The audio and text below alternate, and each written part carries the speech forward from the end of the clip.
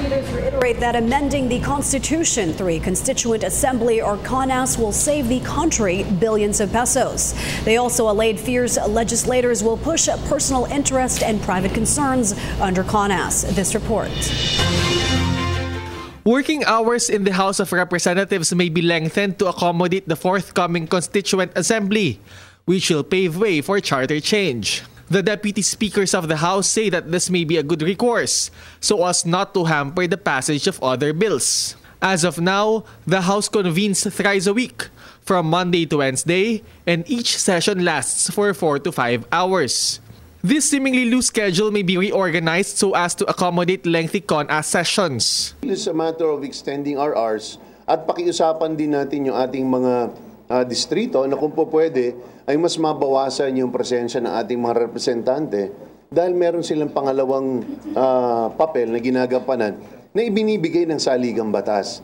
CONAS is the most viable mode to change the Constitution today. Under the scheme, senators and congressmen will convene and sit as an assembly that will work out charter change. The scheme will save a lot of resources, such as money and time, as compared to the original plan of amending the Constitution through Constitutional Convention or CONCON. Under the CONCON, the country will have to vote for representatives that will form the delegation who will then be amending the charters of our Constitution. Experts estimate that we will have to spend 6 to 7 billion pesos for this. Deputy Speaker and Marikina Representative Miro Kimbo opines that there is actually no need to vote for another set of delegates, as the best representatives of the country are already in the Congress. You cannot find a better representative than the current composition of Congress. You may not agree with each and every individual, but you cannot question that the mandate it has today, in my mind, is far better than any CONCON that can be elected later on, which in my belief is only going to be a duplication of what Congress is already today. Some people have reservations about the CONAS as it may forward the vested interests of congressmen. To solve this, House Speaker Pantaleon Alvarez proposes the creation of a constitutional commission, a group of appointed law experts to aid the Congress in amending our laws. This way, the process will be drastically shortened because the commission will be doing a draft constitution, which will then be presented to the Assembly. Hindi pa rin nawawala yung mandato ng ating saligang batas sa aming mga kongresista na tulad na yung yung pag-aaral sa ating mga laang gugulin sa susunod na taon. Kailangan tingnan natin ang husayan.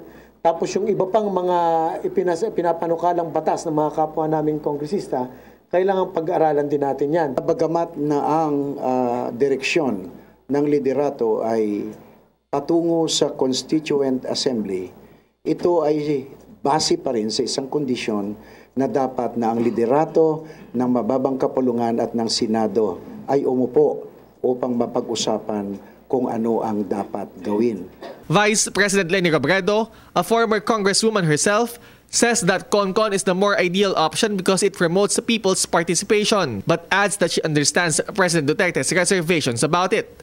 Pag CONCON, malaking budget yung kinakailangan, magbabudget sa eleksyon, magbabudget sa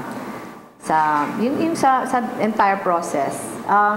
Pero para kasi sa akin, pag gusto natin talaga people participation, makapag-concentrate sa trabaho ng pag-aamyenda ng konstitusyon, mas maigi yung CONCON.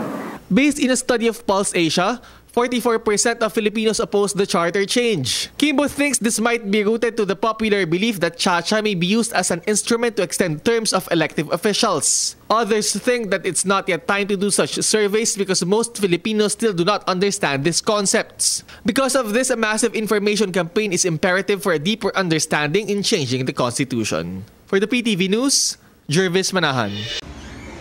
Ako po si Cathy San Gabriel. Subscribe na sa PTV YouTube channel. I-click lang po ang subscribe button.